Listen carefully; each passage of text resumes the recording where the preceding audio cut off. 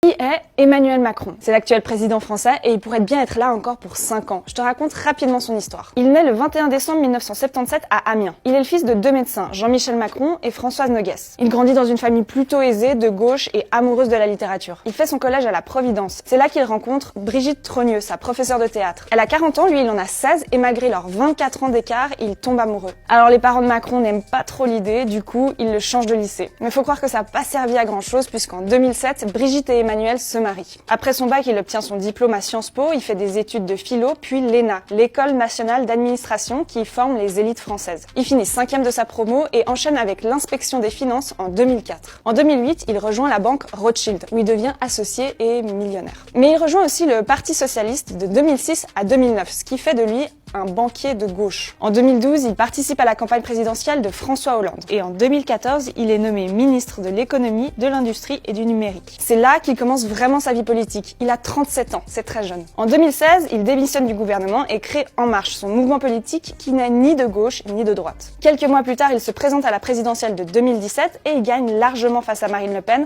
avec 66,1% des voix. À ce moment-là, il a que 39 ans. C'est le plus jeune président de la République. Et faut reconnaître que son ascension est assez impressionnante.